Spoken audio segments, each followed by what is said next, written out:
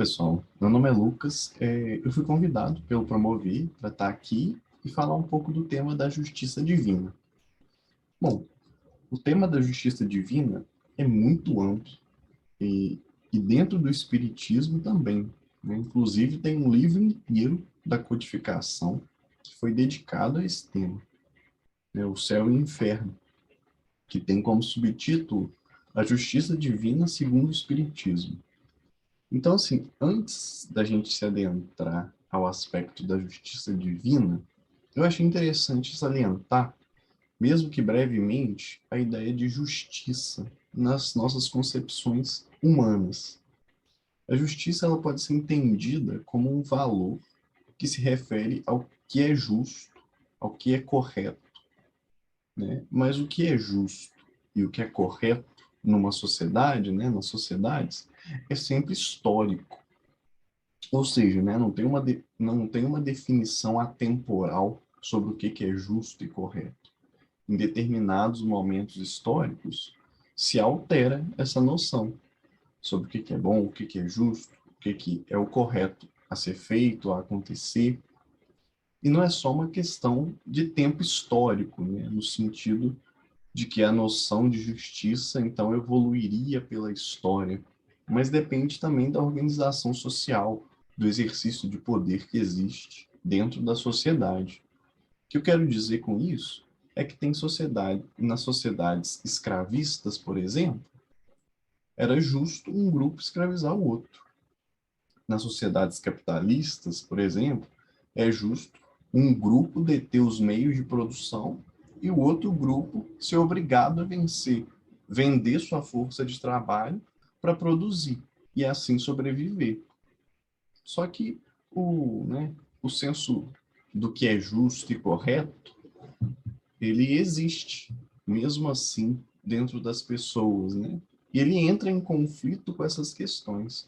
Porque apesar de ser justo formalmente, né? Ou seja, está nas leis a possibilidade de determinado grupo ter mais direitos do que o outro, o grupo que tem menos direitos, ele se sente lesado, se sente injustiçado em todos os tempos históricos, né?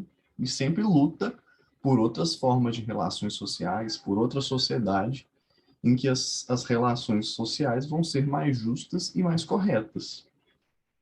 E aí, por que eu estou dizendo isso, né? É para que a gente possa pensar na complexidade que a ideia de justiça tem. Porque o que a gente falou até agora é um aspecto das discussões sobre justiça que se passam na nossa esfera material. Porém, eu quero tratar, né, e como está proposto, a gente vai tratar hoje da justiça divina. E a justiça divina, ela é o contrário disso que a gente está debatendo, né? Porque a justiça humana, ela é social, ela é histórica, e por isso ela é transitória, como a gente estava dizendo. E a justiça divina é o contrário, ela é eterna, ela sempre foi e sempre será justa, correta e boa. E isso porque Deus é perfeitamente justo e bom. E nesse embate sobre a noção de justiça que a humanidade formula e desenvolve, e a concepção sobre a justiça divina, é que a gente se depara com os pensamentos religiosos que vão tratar a justiça divina em termos de recompensas e penas futuras eternas. E aí, nesse ponto, é importante a gente refletir sobre algumas questões, né? Que certo pensamento religioso judaico-cristão ocidental construiu ao longo da história a figura de um Deus como se ele fosse um juiz implacável, né? E construiu também a figura do inferno como um cárcere imundo em que acontecem as piores torturas possíveis, em que Deus jogaria os seus filhos para sofrerem por toda a eternidade os erros que eles cometeram numa vida. Obviamente, né, só é capaz de imaginar penas eternas e dessa forma tão trágicas, sofridas, mentes que ao longo do tempo adquiriram a capacidade de pensar e pouco desenvolveram a capacidade de sentir, né? Porque as criaturas que já se afinizam com o amor universal de Deus e já colocaram para elas mesmas o objetivo de aprimorar o sentimento, não conseguem conviver com essa ideia de um inferno perpétuo. Porque quando a gente começa a se conectar com a centelha divina que há dentro de nós e que move a gente dentro do amor, que é a única lei que rege o universo, a gente percebe que os nossos erros não definem a gente. Pelo contrário, eles são só uma pequena parte de nós. Os erros, eles não são a nossa substância, né? O mal não é a nossa essência. E quando eu digo nossa, eu não estou dizendo da minha ou da sua especificamente que está assistindo. Eu estou falando de todos os espíritos criados no universo. Mesmo aqueles que a gente vê cometer os piores atos de maldade. É um ato de livre-arbítrio que a gente tem que permite com que a gente se afaste da vontade divina, que a gente se afaste do nosso percurso de elevação moral. Porque assim a gente pode fazer se a gente quiser. Só que isso tudo é temporário. Dentro de nós, a centelha divina, que de fato é a nossa essência, é incontaminável. E ela dá para a gente um poder muito grande e maravilhoso, que é a nossa capacidade infinita de regeneração. Mesmo após os crimes mais perversos, a todo mundo é facultada a capacidade de se arrepender e de reparar o erro. E como que é despertar dessa centelha, né, esse poder? Porque a gente está vendo que ela tem uma importância nesse aspecto. Então, assim, se a nossa centelha divina, a nossa essência é uma centelha divina, e Deus, ele é o infinito amor, a gente só vai conseguir ativar essa nossa essência, né? Fazer essa nossa essência sair do nosso âmago, né? Ir para a aparência, né? Para as nossas atitudes, através do amor. Porque o amor que a gente manifesta e também o amor que os outros manifestam por nós. Porque a gente nunca pode se enganar, né? Nós nunca vamos ser capazes de evoluir sozinhos, né? O nosso esforço individual, ele é fundamental, ele é necessário, mas ele não é suficiente para a nossa evolução, né? A evolução, ela só acontece coletivamente. Porque quando a gente erra, e é normal que aconteça, o que a gente precisa é de um outro para nos alertar, para nos tolerar, para nos ensinar, para nos amar. Porque se a gente erra e só recebe desse erro sentimentos ruins, é muito mais difícil. E muitas vezes não vai bastar só o nosso esforço. A gente precisa dessa mão amiga a nos ensinar, né, a nos amar. E aí, muitas vezes a gente olha para a sociedade e pensa, né, como é que isso vai acontecer? Porque se a gente for pensar num exemplo, né, a forma como a gente tem tratado os nossos criminosos terrenos aqui na Terra tem sido muito problemática, por exemplo, né? Apesar da gente ter evoluído das masmorras e dos calabouços, né, sobre os castelos, as prisões que a gente tem na atualidade, elas não fogem muito de verdadeiros cárceres de tortura. Então, assim, ao invés da gente se revoltar quanto a isso, a gente está vivendo um momento um pouco até o contrário, né? Em que a gente vai exaltando que quanto pior o tratamento dispensado aos criminosos, melhor, né? Melhor para todo mundo, melhor para a sociedade. Só que se a gente olhar com mais cuidado para essa realidade, a gente vai ver que ela tem uma lição para dar para a gente. Porque às vezes, perto de um criminoso vil e maldoso, a gente vai ver perto dele um ente querido, que pode ser, e até normalmente é, uma mãe que está visitando um filho. Um filho que ela, como mãe, sabe que errou, sabe que cometeu um ato incorreto, mas que o amor dela mostra para ela que o filho dela não é aquele erro, né? Ele é muito mais. E a partir dessa chave de interpretação, que o Espiritismo vai fazer uma reformulação do pensamento religioso a respeito do céu e inferno. Porque ninguém pode ser punido eternamente por causa de um erro temporário. Se um juiz humano, que a gente estava vendo, como que a nossa justiça humana, ela ainda é transitória, né?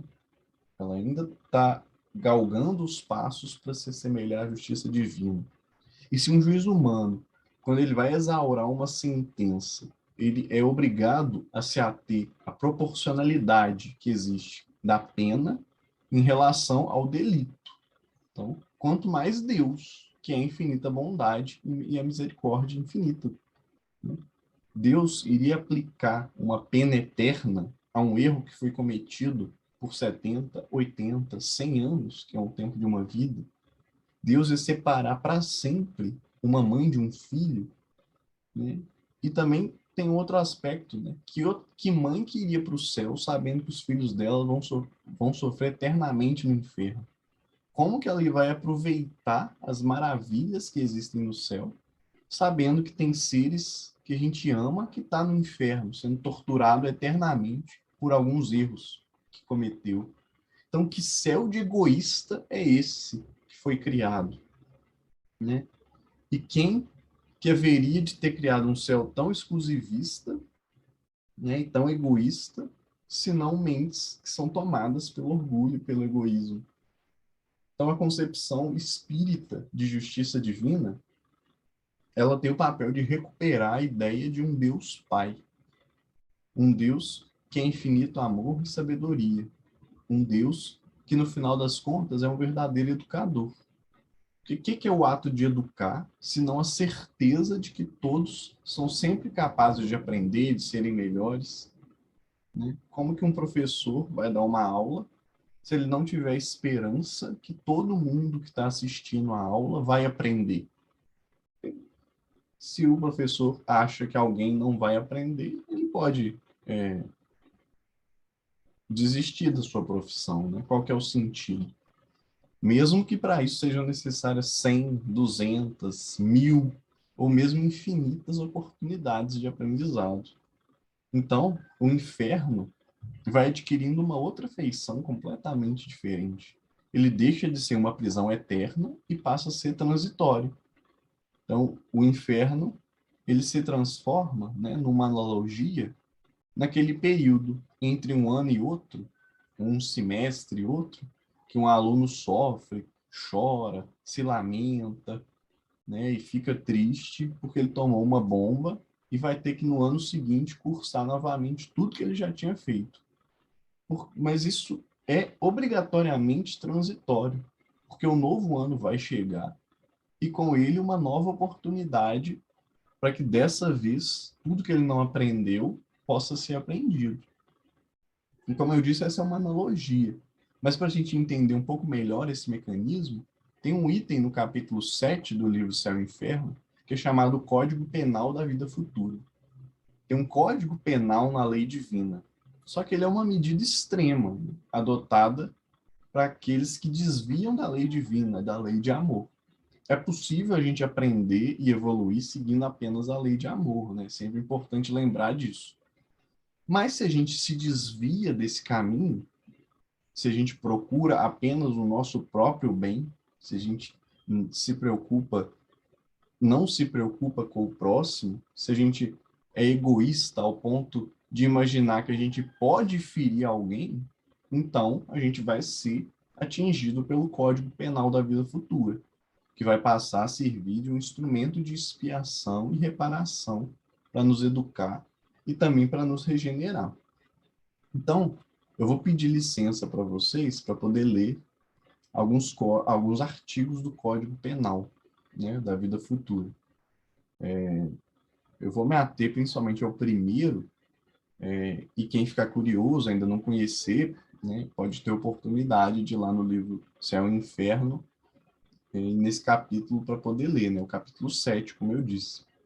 Então, o artigo 1º diz assim: a alma ou espírito sofre na vida espiritual as consequências de todas as imperfeições das quais não se despojou durante a vida corporal. Seu estado, feliz ou infeliz, é inerente ao grau de depuração ou de suas imperfeições. Então, é importante a gente perceber o uso da palavra consequência. O sofrimento, ele é a consequência do mal que a gente tiver praticado. Não é uma punição, é uma consequência. Assim, é uma lei, tal qual a lei natural de ação e reação, para a gente ficar também numa analogia. Se eu jogo alguma coisa contra a parede vai rebater aquela coisa que eu joguei para ela. E o egoísta, ele não sofre porque o egoísmo é um pecado capital para qual já está prevista uma pena antecipadamente. Vocês perceberam que para quem tem familiaridade com o Código Penal, né, para cada artigo do Código tem uma pena, né, referente àquele artigo. Aqui no Código Penal da Vida Futura não foi bem assim, né? Eu li só o artigo e não tinha uma pena prevista. Então, é o que a gente está falando, né? Não tem uma pena já prevista para o egoísmo. O egoísta, ele sofre porque o egoísmo provoca afastamento e solidão. Então, se as pessoas não se afastam do egoísta porque existe um mecanismo divino que, para punir o egoísta, as pessoas se afastam dele. É o egoísta que afasta as pessoas do seu próprio convívio. E aí a solidão é o inferno do egoísta. Só que à medida que ele vai diminuindo o egoísmo, a consequência para isso vai ser a aproximação das pessoas. Né? E a aproximação de volta das pessoas queridas, à nossa volta, é o céu da pessoa que vai ficando mais solidária, mais desapegada. O segundo artigo, por exemplo, ele também está indo mais ou menos nesse caminho, e vai falar assim: a felicidade perfeita está ligada à perfeição, quer dizer, à depuração completa do espírito. Toda imperfeição é, ao mesmo tempo, uma causa de sofrimento e de privação de prazer, do mesmo modo que toda qualidade adquirida é uma causa de prazer e de atenuação dos sofrimentos. Então, Kardec está atentando a gente para o importante entendimento que a gente precisa ter. Né? A felicidade completa só vem com a perfeição. Os espíritos imperfeitos que ainda somos, a gente vai necessariamente conviver com momentos infelizes. Novamente, não é uma punição, mas é porque quando a gente, na medida em que a gente age de forma imperfeita, a gente vai sofrer, padecer de algum grau de infelicidade. É uma coisa consequência da outra. Né? E quanto mais perfeito, quanto mais perfeitamente a gente agir, quanto mais virtuosamente a gente agir, mais feliz a gente vai ser também. Assim, tem mais de 30 códigos, 30 artigos no Código Penal da Vida Futura, só que eu vou parar por aqui a leitura, mas eu imagino que, chegando até aqui, a gente pode entender a proposição do céu e do inferno na visão espírita. Não é que não existam essas concepções no espiritismo, porém, para espíritos imperfeitos como nós somos, que a gente erra, acerta, erra, acerta, erra, acerta, o céu e o inferno eles vão se transformando apenas em consequências dos nossos atos, porém sempre transitórios. Em especial o inferno, né? Porque no momento em que a gente passar a acertar sempre, isso vai acontecer em algum momento da nossa trajetória espiritual, aí o céu vai deixar de ser transitório, né? A felicidade vai estar, a gente vai estar sempre convivendo com a felicidade. Mas isso o Espiritismo nos mostra como que vai depender da nossa evolução. Bom, tem um outro aspecto também importante para a gente pensar na questão da justiça divina, né? E que é interessante de pensar a partir daí. Porque nós espíritas, a gente sabe que nós somos espíritos mergulhados no fluido cósmico universal e no pensamento divino. Por isso nós somos co-criadores. Então, assim, a gente também precisa lembrar que isso faz com que o nosso pensamento tenha uma força importante. A gente tem a capacidade de plasmar formas vívidas, com texturas, cores, formatos, cheiros, através do pensamento. E essas formas, por mais que essas texturas, cores, formatos não sejam tangíveis na materialidade, né, mas no plano espiritual, né, elas adquirem algo parecido com isso. E essas formas que a gente vai pensando, tanto quanto a gente está encarnado e principalmente quanto a gente está desencarnado, se estabelecem como uma realidade para a gente, né? E mais que isso, o nosso pensamento também coloca a gente em contato com os espíritos que estejam nessa mesma faixa vibratória de pensamento. E aí, numa frase, para sintetizar isso, a gente atrai aquilo que a gente sente e pensa. Então, o que são aquelas zonas do plano espiritual narradas nos livros, né? Que os espíritos estão no mais profundo sofrimento, né? Que a gente pensa, mas está aqui o inferno. Para o espírita tem inferno, sim. Não é bem assim, né? Porque, na verdade, aquele lugar nada mais é do que as criações mentais de nós próprios, né? De nós mesmos. Então, o inferno, ele está no nosso pensamento e no nosso sentimento. Eu não falo isso para a gente se assustar, né? Mas é para a gente entender que quando a gente prejudica alguém, a gente cria um elemento na nossa atmosfera psíquica que vai funcionar como um ímã e aproxima de nós a circunstância que a gente criou. E aí o mesmo acontece com o bem também. Esse é o lado bom. Isso quer dizer que, primeiro, a doutrina espírita nos diz que nós somos responsáveis pela nossa vida e pelo nosso destino. Não tem ninguém castigando ou punindo a gente, né? Pelo contrário, a gente é o responsável. Em segundo lugar, a gente tem um infinito poder de regenerar. Porque basta a gente mudar o nosso pensamento, que a gente muda a nossa atmosfera psíquica. E, por consequência disso, a gente muda o nosso destino.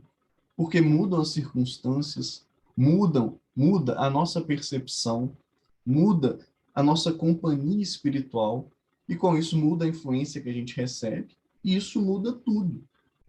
Então, assim, sem Deus ter violado as nossas consciências, com Deus aguardando que a gente se encontrasse, né, conosco mesmo, vai se iniciar todo um processo de cura espiritual, que vai depender do nosso concurso, né? Do concurso do nosso arrependimento e do autoconhecimento de que o que a gente cometeu é realmente injusto, mal.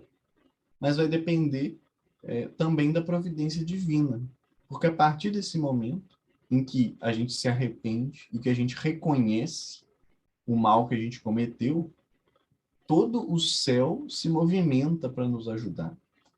Cada espírito bom que se afiniza de nós vai se aproximar e vai ser para a gente fonte de paz, de tranquilidade, de encorajamento. Então, a expiação e a reparação, que são os mecanismos da justiça divina, não vão ser fáceis, obviamente. Né? Vão ter sofrimentos, tanto nessa como em outras vidas, que a gente vai viver. Mas, com certeza, a gente vai ter o auxílio infinito da bondade do nosso Pai maior. Então, era isso que eu queria compartilhar com vocês, amigas, amigos. Pensar sobre a justiça divina é a gente perceber que a pedagogia do amor e mesmo da dor e do sofrimento que Deus utiliza na nossa educação, na nossa evolução, são ferramentas que a gente pode e deve, né, e vai ter que utilizar para o nosso aperfeiçoamento espiritual. Com isso, eu encerro, pessoal. Agradeço muito o convite novamente. Foi uma alegria muito grande poder estar aqui com vocês.